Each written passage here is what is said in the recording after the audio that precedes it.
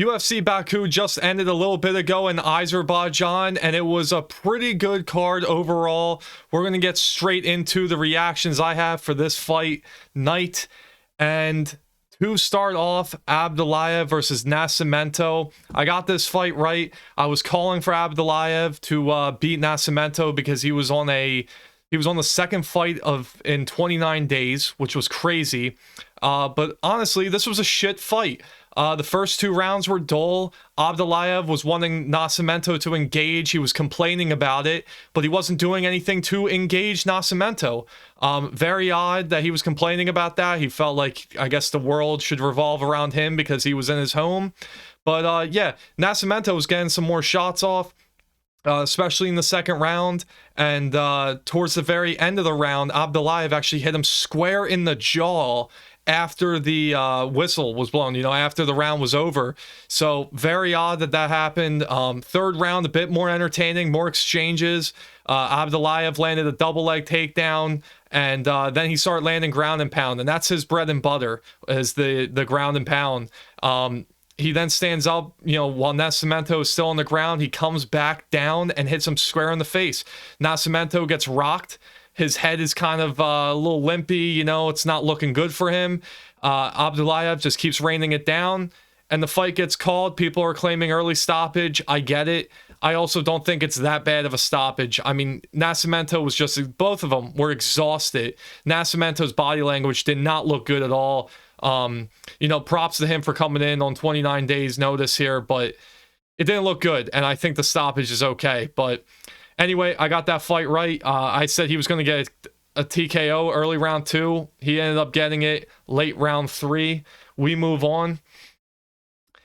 Matsumoto versus Almakhan. Another crazy kind of fight. It was pretty entertaining and made up for the last one, that's for sure. But each of them trying to figure each other out in the first round. Almakhan's looking way better on the feet, catching Matsumoto. He caught him with a 1-2 that knocked him down. Lets him up, which was smart because he knew Matsumoto was better on the ground. And he just kept picking apart Matsumoto. A couple shots by Matsumoto would eventually land towards the end of the round, and then he would eventually get a takedown, which was the only good part of that first round for Matsumoto. He also started landing some elbows on the ground once he got that takedown. Second round, Matsumoto keeps picking it up a little bit. He's starting to chop at the lead leg. He shot another takedown, but didn't get any control on it. Both fighters are at range, and Almakhan, though, still looking good on the feet. Getting some combos. Has Gene a little wobbled here and there. But under 2 minutes left in that second round, Matsumoto starts putting it on him. He starts picking up the pace, and it arguably, in my mind, won him the round. He was just coming forward the entire fight. And he was also trying to take Almakhan down, but eventually Almakhan's defense looked very good. His hips were good. His hips were strong. And the sprawls were great from Almakhan. So the ground game wasn't really a huge, aspect of this fight outside of that first round at the very end. Third round, Gene kept going back to kicking the leg. He kept marching forward. He's hitting more combos. Almakhan's getting some single shots in. But Matsumoto won this fight by split decision, which a lot of people are calling a robbery. I had Almakhan winning 2-1 when the fight was over. I thought he did a little bit more damage, but Gene did have great aggression throughout the entire fight. And eventually, I think the damage did add up a bit on Almakhan, even though I think he cut Matsumoto, but the first round was really the only good round for Almakhan. And Gene Matsumoto, I think, pulls it out just by being aggressive and constantly hitting him with strikes, getting some nice combos. Every time he did a combo, he would land with the leg, and at the very end of it, he would kick the leg out of Almakhan. And I just think it looked way better to the judges. So I don't think it's a robbery. Like I said, I had Almakhan winning that fight.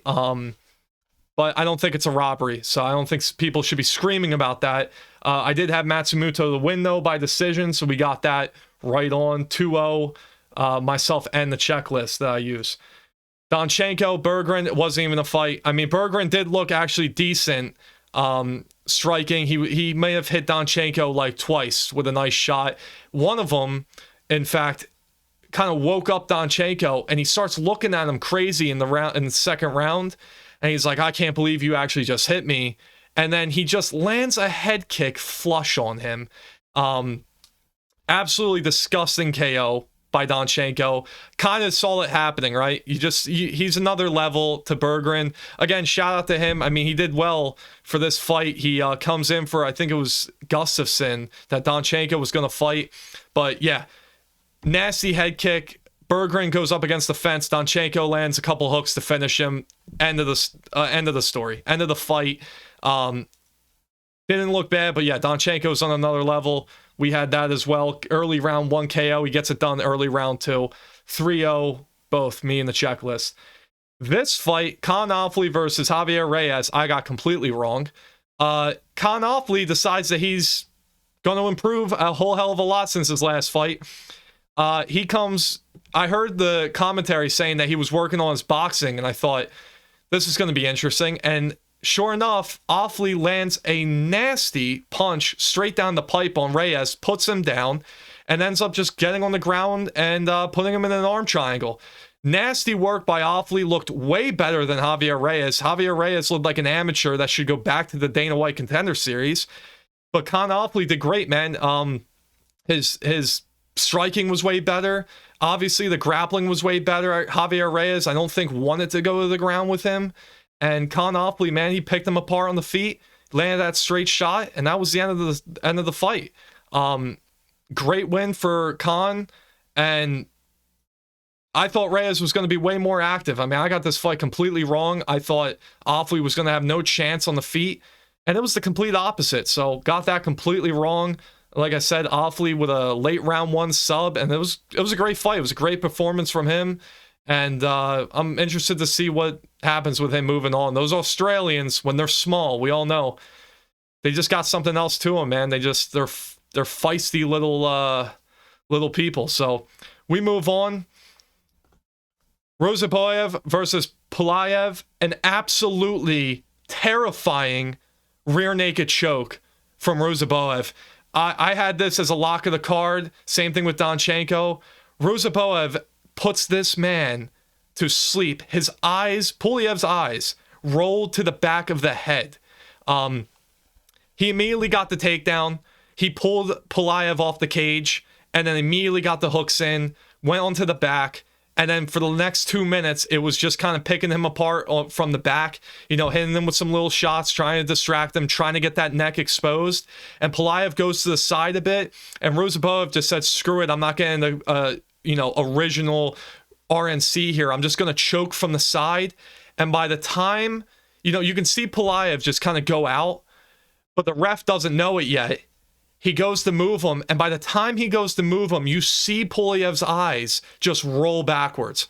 Absolutely terrifying rear naked choke from Ruziboev. Great finish. The dude has 26 first-round finishes in his career. And the only time he had trouble, I point this out, was when he went to welterweight, and he's a massive middleweight. So very interesting to see what happens with him moving forward. I think they should give him Magomedov, Magomedov, who we'll get to in a minute. But yeah, disgusting. I kind of felt bad for Pulyaev, dude, because it looks so bad. There's slow-mos of it happening, and then him being pushed away while Ruziboev gets up, and he's gone. So nasty finish, great finish. Loved every second of it. Got it right. I also said submission late round 1, so we got that on the head. We move on. Yakhyaev versus Julius Walker. I have a girlfriend who I said to her, you better come watch this fight. And she was about 5 feet away from me. And by the time she walked to me, the fight was over.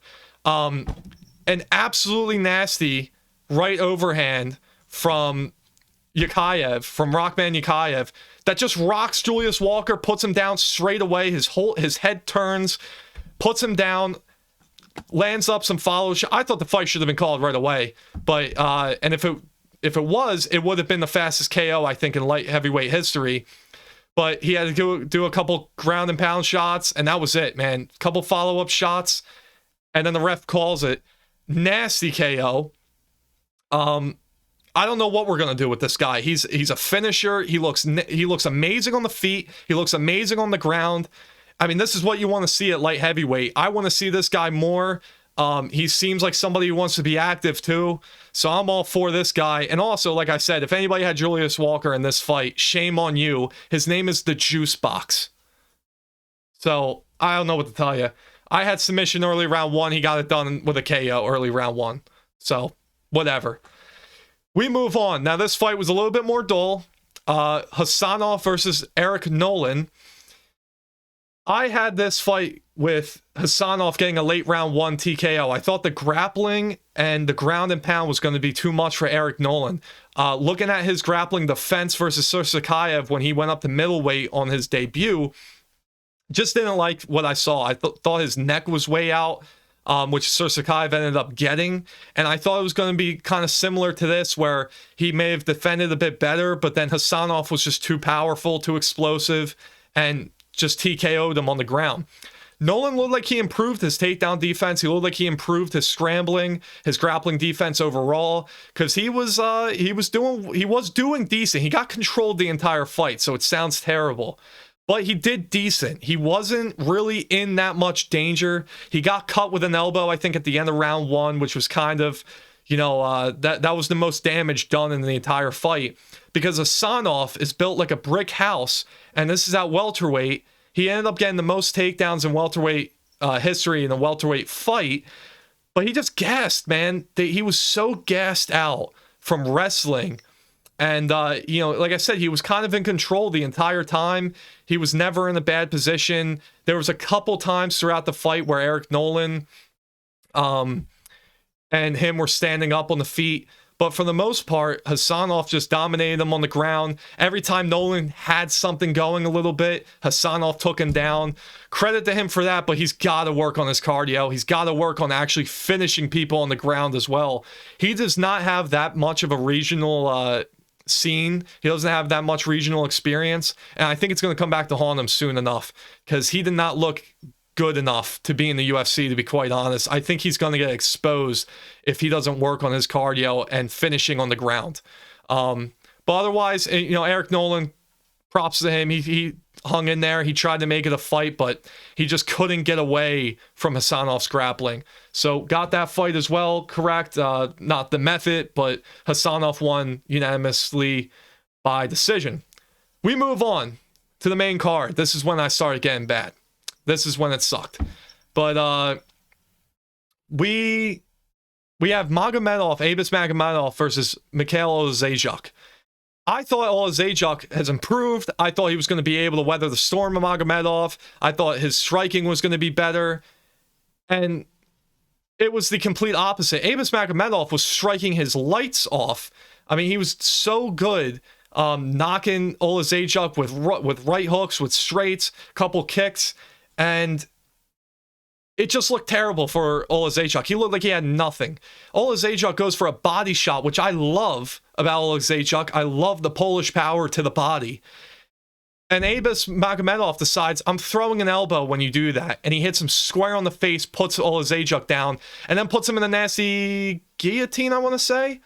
And that was it. Oleksiejczuk goes out cold. Amazing performance by Magomedov. Great win for him. He calls out Israel Adesanya. Like I said, I think he should get Ruziboev. I think it kind of makes a little bit more sense. To be honest, I'm not exactly sure where he is in the rankings. I know Israel Adesanya has been falling in the middleweight rankings, unfortunately. Sadly. But if they want to make that fight, why not? I guess. But I don't know. I don't think Israel's going to take that. There's just something about it, man. I don't like it. I don't like that fight. But if it happens, it happens. Magomedov had a great win, and we'll see what they do from here. We move on, and I got that wrong, of course. Ikram Aliskerov versus Bruno Ferreira. I had Aliskerov. I thought it was a lock on the card. It got a little dicey. He looked like he gassed a bit in the end of the second round going into the third. But other than that, man, he was pressing forward on Bruno.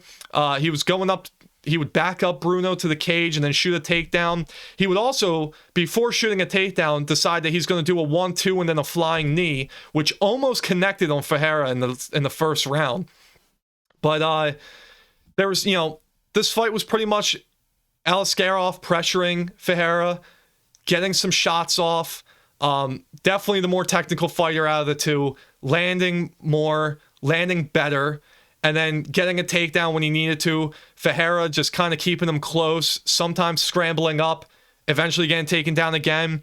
And that's what happened in round 3 because Alaskarov was definitely tired.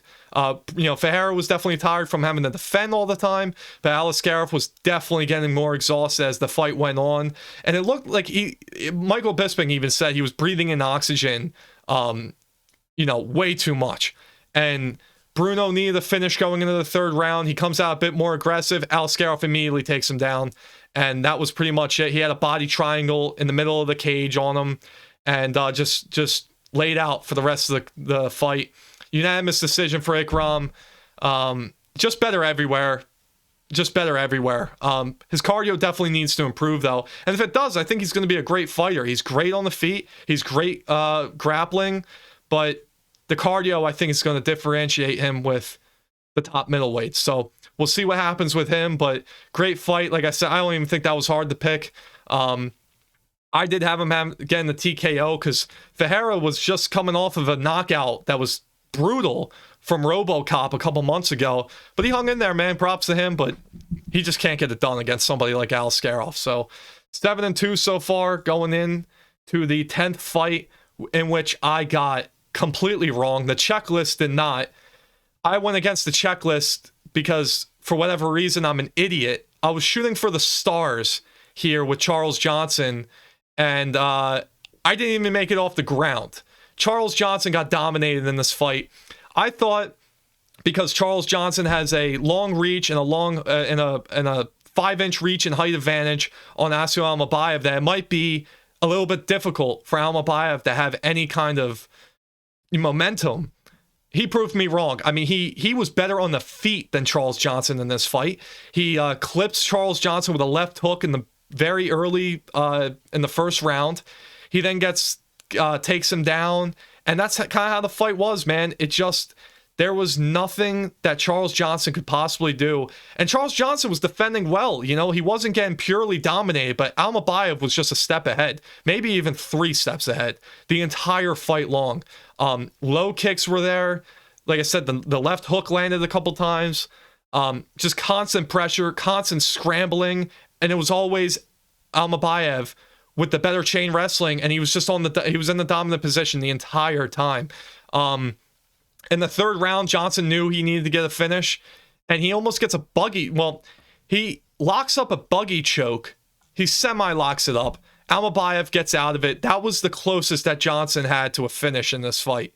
Other than that, man, he kind of looked sloppy, to be honest, on the feet. I think he knew he wasn't going to be able to do anything. He tried his best there, but he got taken down immediately after that buggy choke, and then Almakhan just flowed the rest of the round. And then eventually, and this is hilarious, he eventually gets a Pulyaev stretch on Charles Johnson. Ridiculous submission. Charles Johnson knew it was happening before it even happened. You can see him, the camera was on their faces, and Charles Johnson's like, oh man, don't do this to me. And he gets put into it 3 seconds later, taps.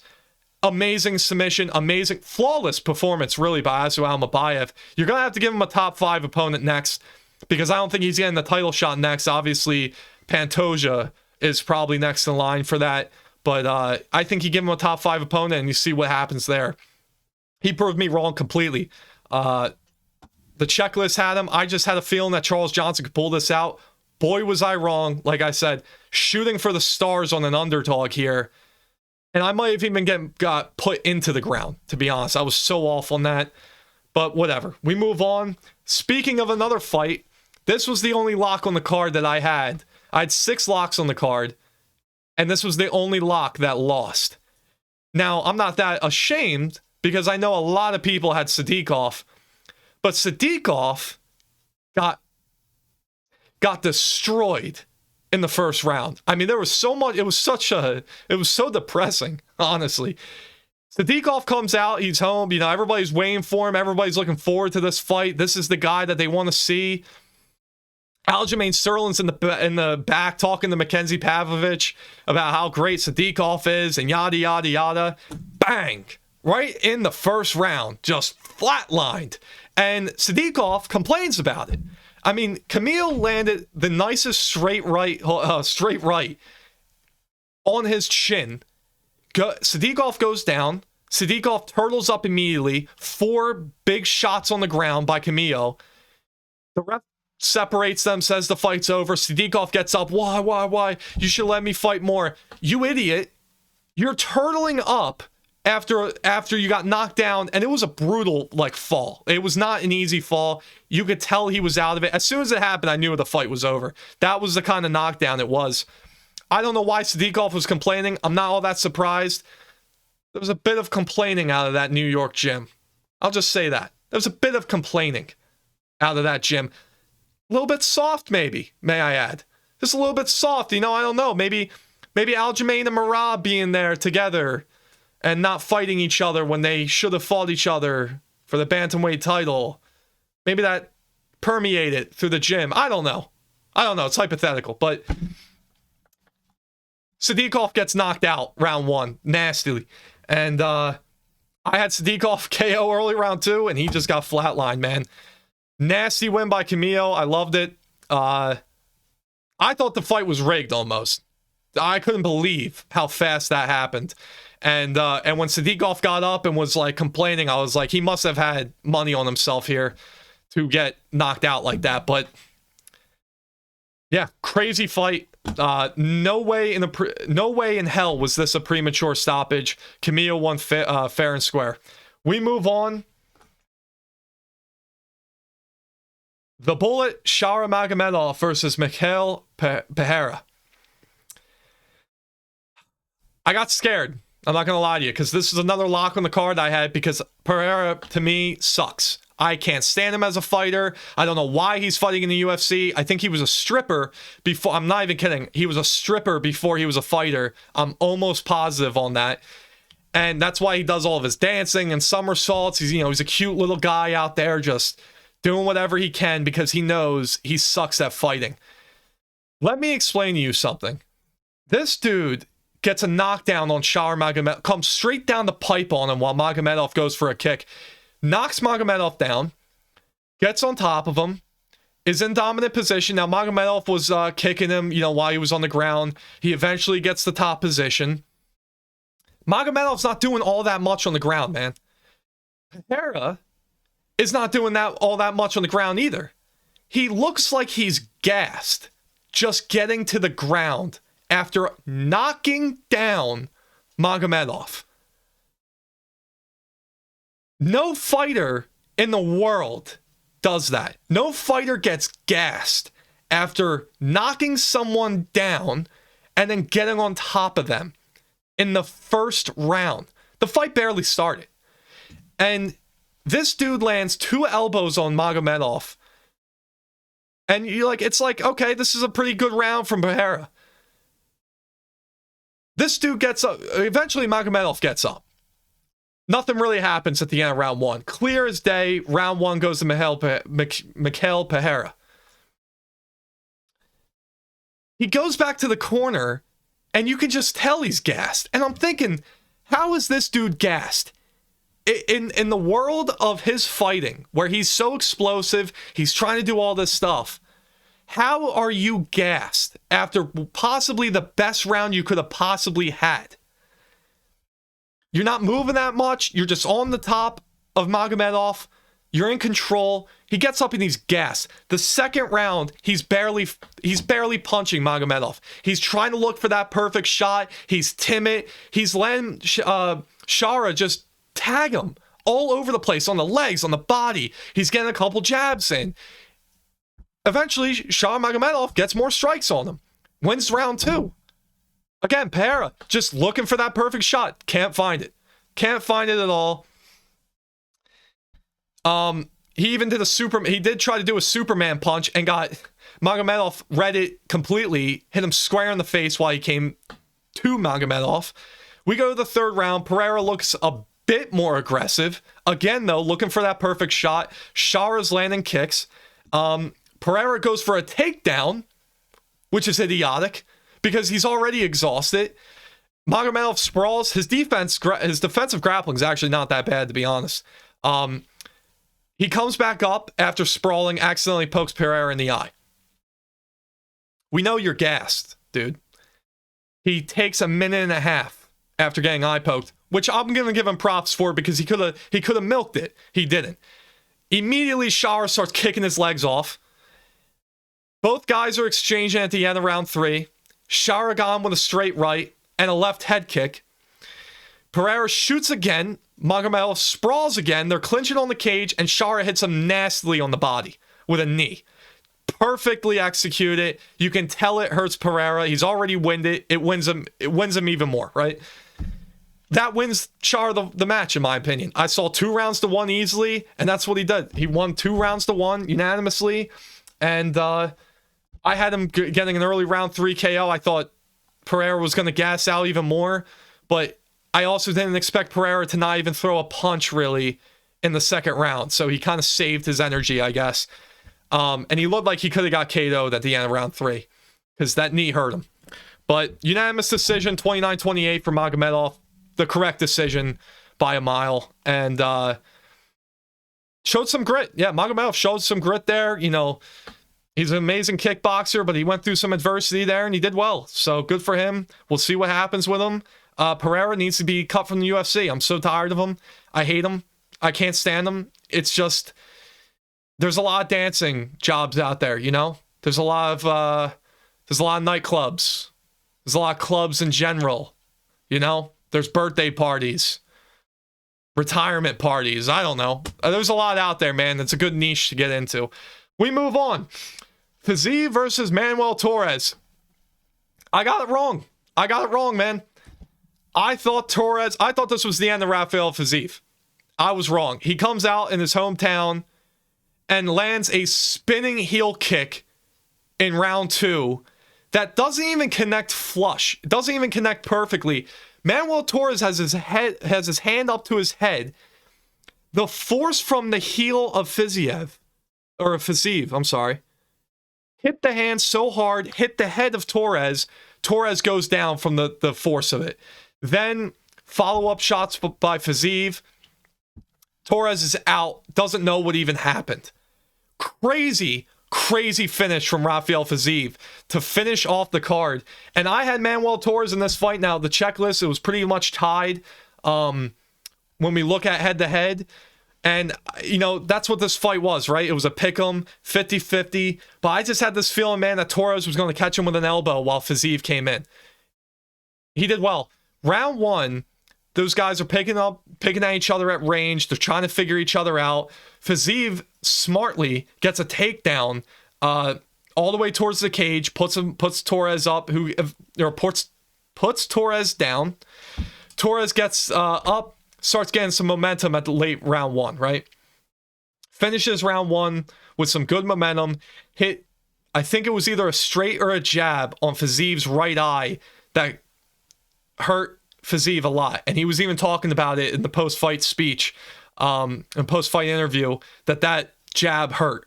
And Manuel Torres, I didn't even know this. Manuel Torres wears like an extra large glove.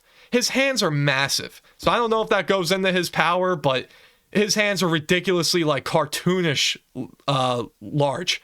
So he hits him with a jab. Fiziev feels it. And like I said, I mean, you're probably giving him Fiziev the first round because of the takedowns. But Torres starts laying some damage. Second round, I'm getting ready for a fight. Like, I'm getting ready for a brawl. And just an absolute banger. Fiziev out of nowhere just hits the spinning heel kick. Like I said, goes up to follow-up shots. Knocks Torres out. That's it. It's over. What a win from Rafael Fiziev. Proves me wrong. He calls out Charles Oliveira for the BMF. If you know anything about me, you know that I want Charles Oliveira versus Sarukian for that BMF title. I don't think Sarukian has proved to the UFC yet that he can be trustworthy for a title shot. So they should give him the BMF title. If they're going to do Rafael Fiziev versus Charles Oliveira, so be it. I don't care. Fiziev always tries to look for a fight. Obviously, Bronx does the same. But because other than that, I don't know what we do with Fiziev, man. That's why I thought he was going to lose this fight. I thought it was just one of those things where we're going to see the new age kind of take over. But he proved me wrong, and he did it in his hometown, so it's a nice, heartwarming kind of moment for Rafael Fiziev. And if you're a UFC fan, because I don't hate Fiziev at all. Like I said, great fighter, exciting fighter. And I don't think Manuel Torres is going to have a problem coming back. I think this is just, it is what it was, man. He got caught, but I think he's going to be just as an exciting fighter as Fiziev. And he'll be fine moving forward in the future. But I got this wrong. My overall record, I could have done better. But I did pick... My biggest regret's picking Charles Johnson for sure. But, it is what it is. 8-5 on tonight for this fight night. The checklist went 9-4. And I think now I'm tied with the checklist. It is 21-11 for both. So not all that bad. Definitely can get better. Want to get towards the 70% range picking these fights. I'm hoping to do well with International Fight Week. We got a week off here, and then the big card comes. The Big Mac comes back versus Max Blessed Holloway. I cannot wait. But otherwise, let me know what you think of this card. Great card overall. I thought it was good. We should go back to Azerbaijan. Just make sure we don't have grapplers who can't finish off the card. So as long as that happens, I think we're in for a good fight card. I think it's guaranteed. Brings a lot of energy there. And yeah, good fight overall. Good fights overall. Like, comment, and subscribe. I will be back soon for that International Fight Week.